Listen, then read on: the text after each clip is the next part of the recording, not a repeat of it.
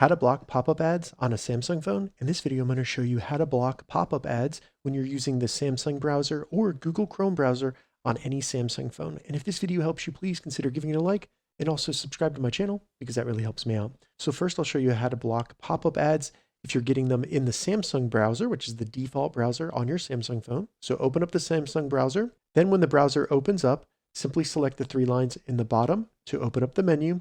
And then in the menu, select Settings. Now, once in the settings, scroll down and select Privacy Dashboard and scroll down here. And you just want to make sure that block pop-ups is turned on. And I would recommend turning on all the other settings in here. You can also have it block any websites from opening apps up on your phone as well. So I'm going to turn that on. Additionally, in here, I recommend going to Smart Anti-Tracking.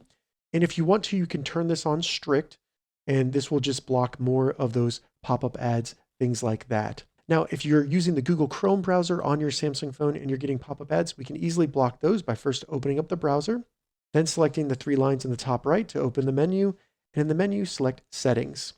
Once in here, scroll down, and you just want to select on Site Settings, then scroll down, and near the bottom, you should see pop-ups and redirects. Select that, and then just toggle that off if it's on, and as you can see, block sites from showing pop-ups and redirects. So we are no longer allowing pop-ups and redirects within our Chrome browser on our Samsung phone. So now you're good. You've blocked pop-up ads. Now, if you're still getting pop-up ads on your Samsung phone and they're not coming from the browser, maybe an app, what I recommend doing is opening up the settings on our Samsung phone, then scroll down and you just want to select apps. Once in here, scroll through here, go through and look for anything that looks maybe suspicious, or maybe you didn't install the app.